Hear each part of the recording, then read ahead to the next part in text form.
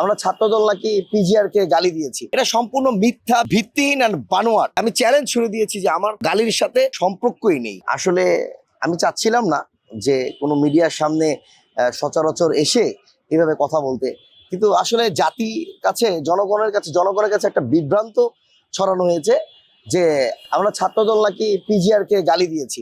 এটা সম্পূর্ণ মিথ্যা, ভিত্তিহীন আর বানোয়াট, যেটার সাথে আমাদের কোনো সম্পর্কই নেই। আমরা সবসময় প্রধানমন্ত্রীকে আমরা ধারণ করি, লালন করি এবং বুকের স্পন্দনে আমরা পালন করি। আমরা সবসময় ভ্যানগার্ড হিসেবে ছাত্রদল প্রধানমন্ত্রীর পাশে থাকার চেষ্টা করি এবং অতীতেও থেকেছি। মাননীয় প্রধানমন্ত্রী আপসীর নেত্রী দেশনেত্রী বেগম খালেদা জিয়ার ভ্যানগার্ড হিসেবে আমরা হাজিরার সময় আপনার হেমিলনের বাসিয়ালার মতো আমরা দৌড়ে দৌড়ে প্রধানমন্ত্রী দেশনেত্রী বেগম খালেদা জিয়ার সাথে আমরা ছিলাম। তারই ধারাবাহিকতায় দেখুন, স্বৈরাচারী শেখ হাসিনা কিন্তু আমাদের এই শহীদ রাষ্ট্রপতি জিয়াউর রহমানের মাজারে আসতে দিত না, আমাদেরকে মাজারে ফুল দিতে দিত না। তা আমরা খুব গর্ববোধ করি যে দেশে প্রথম জনগণের প্রধানমন্ত্রী শহীদ রাষ্ট্রপতি জিয়াউর রহমানের মাজারে এই প্রথম ফুল দিতে এসেছে। তারই ধারাবাহিকতায় আমরা ছাত্রদল সবসময় ভ্যানগার্ড হিসেবে থাকি।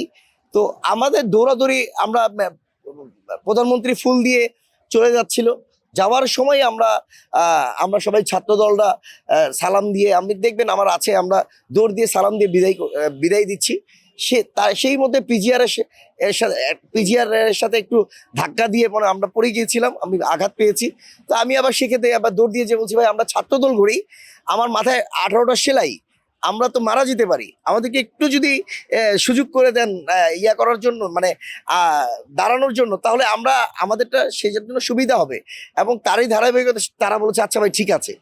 এতটুকুই, মানে এখানে কোনো গালাগালি হয়নি, আমাদের কোনো গালাগালি আসে নাই সেখানে।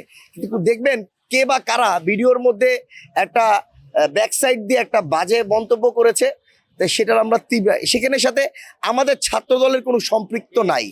আমি চ্যালেঞ্জ ছুড়ে দিচ্ছি, যদি কেউ দেখাতে পারে যেটার জন্য যে বলেছে যে ছাত্রদল পিজিআর কে গালি দেওয়ার কারণে সে অব্যাহতি পেয়েছে, তাই আমি চ্যালেঞ্জ ছুড়ে দিয়েছি যে আমার কোনো গালির সাথে আমরা সবসময় প্রশাসনকে সহযোগিতা করে যাব, সম্মান করব, শ্রদ্ধা করব। আর প্রধানমন্ত্রী আমাদের আবেগের জায়গা। আমি আবারও বলছি, অবশ্যই প্রধানমন্ত্রীর প্রোটোকল সবার আগে, অবশ্যই নিরাপত্তার দায়িত্বে যারা আছে তারা সবার আগে থাকবে, সবসময় থাকবে। আমরা যতদিন বেঁচে থাকবো তাদেরকে সহযোগিতা করব।